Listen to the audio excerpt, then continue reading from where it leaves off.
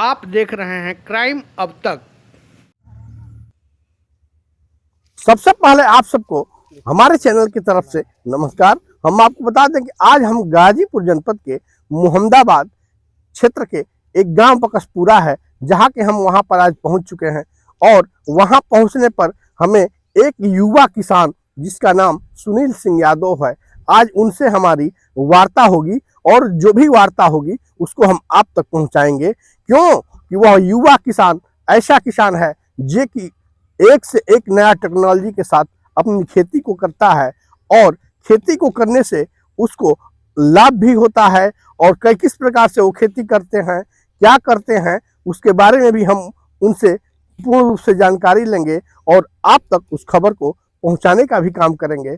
आइए हम मिलवाते हैं इस बकसपुरा गांव के रहने वाले युवा किसान सुनील सिंह यादव से। देखा जाए कि उन्होंने क्या बताया और किस प्रकार से वो खेती करते हैं और किस तरह से उनका बेनिफिट होता है, और किसानों को क्या बताते हैं वह भी हम दिखाते रहेंगे। तब तक आप देखते रहिए हमारे साथ।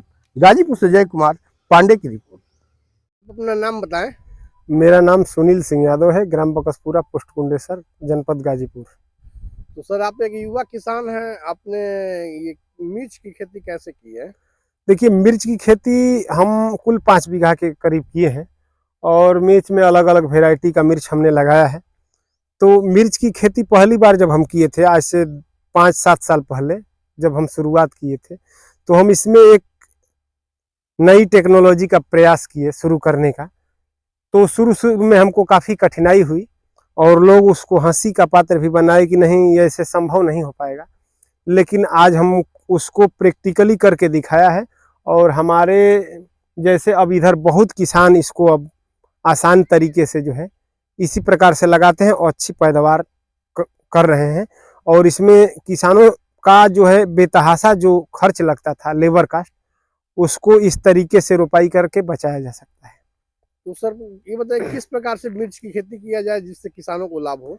अब जैसे देखिए, इधर आप दिखाइए, देखिए ये जो दूरी हमने रखा है डिस्टेंस पौधे से पौधे का, यह 2 से 2.5 फीट की दूरी होती है। अगर इस प्रकार से आप इसकी रोपाई कर देंगे, रोपाई पर विशेष ध्यान देना है। यदि रोपाई आप सिस्टमेटिक ढंग से कर देंगे तो इसमें आपका लेबर कास्ट बच जाएगा। पावर वीडर से 1.5 फीट में 2 फीट में आसानी से पावर वीडर से जुताई कर देंगे। और जो आलू बोने वाली पहले मशीन आती थी पुरानी, आप कबाड़ी में से खरीद लीजिए।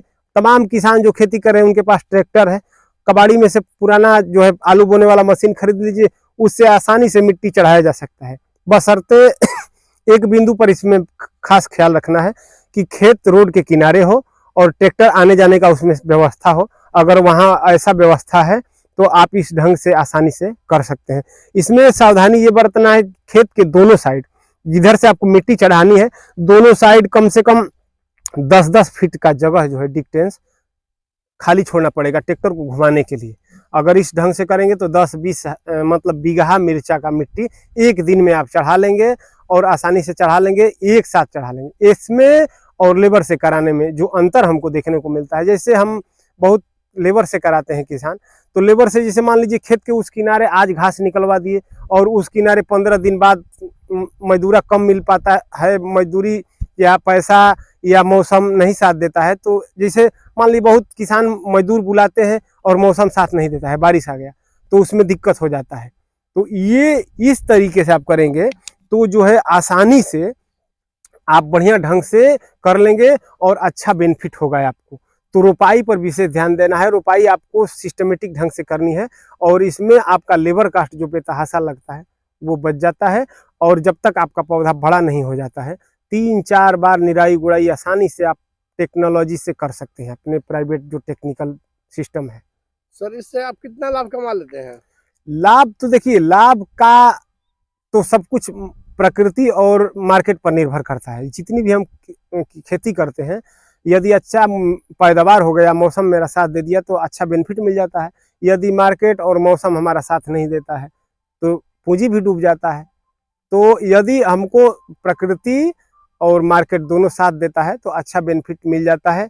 और लगन से किसान करेगा तो अच्छा बेनिफिट। इसमें लूट रहा है किसान केवल एक जगह पर, दवाई और जो मोटा दिमाग से पहले की तरह लोग खेती कर रहे हैं वही लोग काफ़ी लूट रहे हैं, क्योंकि मजदूरा वही आपको इसमें सोहनी कराएंगे तो मजदूरा सोहता है तो आधा घास उसी में छोड़ देता है, ऊपर ऊपर छिल देता है और 8 दिन के बाद पुनः उतना घास आपका खेत में दिखाई देने लगता है। और उसी घास को आप विधि से जोत देंगे तो उसका जड़ जो है सूख जाता है। जड़ जब सूख जाएगा तो काफ़ी दिन लगेगा उसको फिर पुनः उगने में।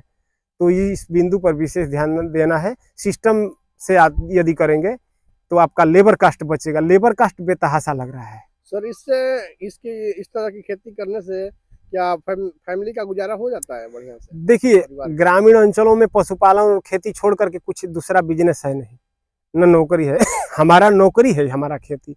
और हमारे आज के युवा चाहे पहले के लोग, अब बहुत लोग ऐसा बोरियत महसूस करते हैं। कोई सामने वाला पूछता है कि आप क्या करते हैं, तो क्या करते हैं भैया, खेती तो करते हैं। खेती ऐसा बुरा चीज़ नहीं है, हमारे पूर्वज करते आ रहे हैं। हमारे पूर्वज बाबा दादा खेती न किए हैं, तो खेती में कोई ऐसा नहीं है कि खेती बहुत गलत चीज़ है। आप इसको नौकरी समझ के करिए, जरूर आपको लाभ मिलेगा।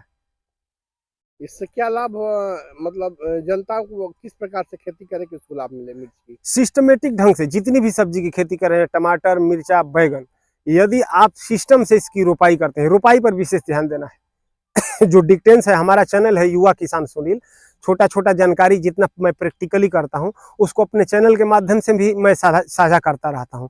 आपको भी धन्यवाद कि आप तमाम ऐसे पत्रकार हैं जो मीडिया वाले लोग हैं, वह रोड पर कवर करते हैं, नेताओं को कवर करते हैं, अधिकारियों को कवर करते हैं। बहुत कम लोग ऐसे देखने को मिलते हैं जो हमारे खेतों में आते हैं, किसानों की बाइट लेते हैं, किसानों की जो है आमदनी के बारे में पूछते हैं, उनका जीविकोपार्जन के बारे में पूछते हैं।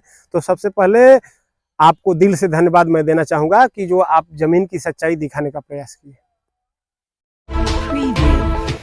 आप देख रहे हैं क्राइम अब तक।